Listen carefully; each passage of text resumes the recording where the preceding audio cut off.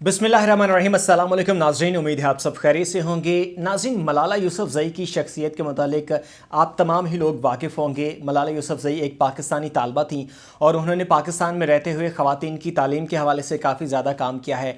वो एक social activist भी थी। 2012 में तालिबान की जानिब से उन पर एक हमला हुआ। हमले में वो ज़ख्मी हुई हैं और उसके बाद फिर वो बैरून मुल्क जो है वो ट्रीटमेंट के लिए चली गई और उसके बाद से लेकर अब तक वो वहीं पर सेटल हैं और अपनी तालीम वहाँ पर जारी रखे हुए हैं।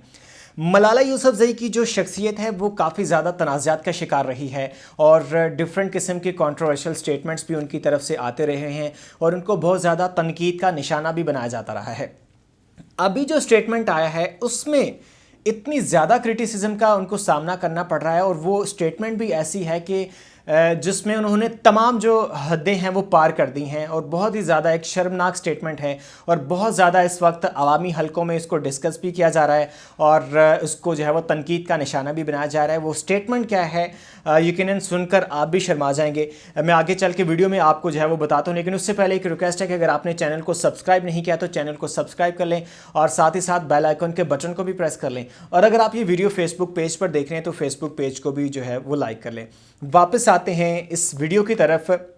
मलाला यूसुफ़ज़ई की जानिब से बहुत सारे कंट्रोवर्शियल स्टेटमेंट्स भी जो है वो आते रहे हैं जिन पर उनको तनकीद का निशाना बनाया जाता रहा है। अभी पिछले दिनों हमने देखा कि इसराइल और फ़लस्तीन का जो इशू चल रहा था, एक जंग लगी हुई थी। इसराइल किस तरीके से जो है वो निहत्ते फ़लस्तीनियों को जुल्म व बर्बरियत का निशाना बना रहा था। तो ऐसे में मलाला यूसुफ़ज़ई की जानिब से जो स्टेटमेंट आया उसको लेकर बहुत ज़्यादा क्रिटिसाइज़ किया गया। मलाला यूसुफ़ज़ई ने जो उसमें वर्डिंग यूज़ की, एक उन्होंने ट्वीट किया, वो ट्वीट अगर आपने नहीं देखा तो साथ में मैं अटैच भी कर देता हूँ, आप उनके ट्विटर अकाउंट पर भी जाकर देख सकते हैं कि उसमें उन्होंने जो कुछ अल्फाज का चुनाव था वो कुछ ऐसा था जो कि जो फ़लस्तीनियों की हमायत नहीं कर रहा था। उसमें उन्होंने इसराइल और फ़लस्तीन के दरमियान जंग का लफ्ज़ नहीं यूज़ किया और उन्होंने कोई दहशत गर्दी का लफ्ज़ यूज़ नहीं किया, बल्कि उन्होंने कॉन्फ्लिक्ट का वर्ड यूज़ किया कि एक झगड़ा था, एक कॉन्फ्लिक्ट था।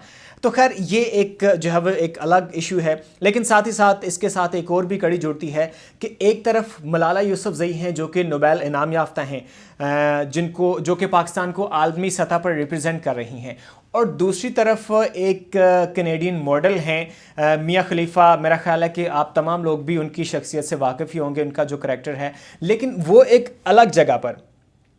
लेकिन ऐसे में जो उन्होंने फ़लस्तीन के हक़ में स्टेटमेंट दी है, एक स्टेटमेंट है मियां खलीफा की और दूसरी स्टेटमेंट है नोबेल इनाम याफ्ता मलाला यूसुफ़ज़ई की। दोनों को अगर कंपैरिजन किया जाए तो उसमें ज़मीन आसमान का जो है वो हमें फ़र्क नज़र आता है।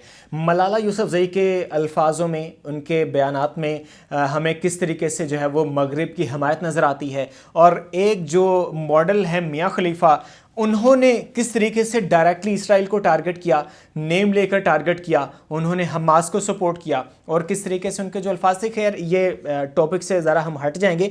अभी जो इस वक्त मलाला यूसुफ़ज़ई का एक लेटेस्ट स्टेटमेंट आया है, एक ब्रिटिश मैगज़ीन है, उसमें उनका एक इंटरव्यू पब्लिश होता है। ब्रिटिश मैगज़ीन वोग है, वोग के नाम से एक ब्रिटिश मैगज़ीन है जिसमें उनका इंटरव्यू पब्लिश हुआ है और वोग के मुतालिक कहा जाता है कि उसमें कोई छोटी सी लाइन भी आपकी पब्लिश हो जाना एक बड़ी बात होती है, लेकिन मलाला यूसुफ़ज़ई का ना सिर्फ पूरे का पूरा इंटरव्यू उस मैगज़ीन में पब्लिश हुआ है, बल्कि उस मैगज़ीन का जो फ्रंट पेज है, यानी कि जिसको हम टाइटल पेज कहते हैं या कवर पेज कहते हैं, उस कवर पेज पर मलाला यूसुफ़ज़ई की एक बड़ी सी फ़ोटो नज़र आती है। यानी कि उस मैगज़ीन का जो कवर है वो मलाला यूसुफ़ज़ई के नाम से है। तो ये एक कोई छोटी बात नहीं है, ये एक्स्ट्रा ऑर्डिनरी बात है और इस चीज़ को जो है वो अप्रिशिएट भी किया जा रहा है। लेकिन उस मैगज़ीन के अंदर जो इंटरव्यू में उन्होंने कहा है वो बहुत ज़्यादा कंट्रोवर्शियल है, उस पर जो है वो बहुत ज़्यादा तनकीद का निशाना बनाया जा रहा है।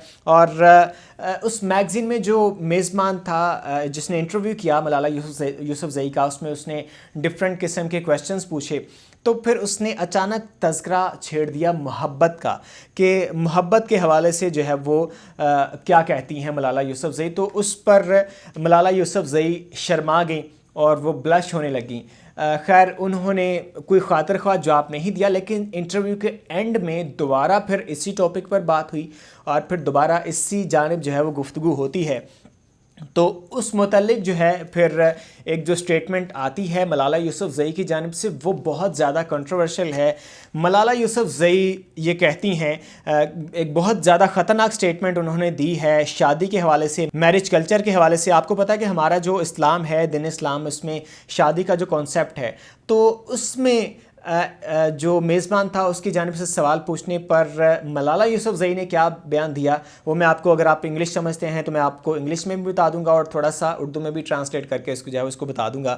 ملالہ یوسفزئی کہتی ہیں کہ I still don't understand why people have to get married. If you want to have a person in your life, why do you have to sign marriage paper? Why can't it just be a partnership?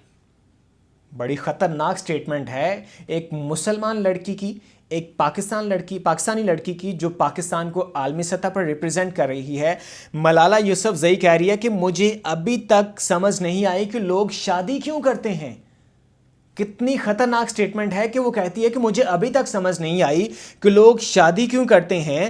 اگر if you want to have a person in your life, why do you have to sign marriage papers؟ اگر آپ کو کسی شخص کو اپنی زندگی میں رکھنا چاہتے ہیں تو آپ کو میرج پیپر یعنی نکاح نامے پر سائن کیوں کرنا ضروری ہے؟ یہ کتنی ایک اسلام مخالف سٹیٹمنٹ ہے، ایک جو یہودی پروپیگنڈا ہے، جو ایک مغرب کا کلچر ہے، وہاں پر جو ایک کلچر پایا جاتا ہے کہ وہ بغیر شادیوں کے جو ہے وہ بچوں کو جنم دیے جاتے ہیں اور کس طریقے سے جو ہے وہ حرام زدگیاں کرتے ہیں۔ تو ملالہ یوسفزئی بھی انہی کی سوچ کی عکاسی کر رہی ہیں اور وہ یہ کہہ رہی ہیں کہ why can't it just be a partnership, کہ یہ ایک پارٹنرشپ کیوں نہیں ہو سکتی؟ ملالہ صاحبہ یہ آپ کس چیز کی جو ہے وہ وضاحت کر رہی ہیں؟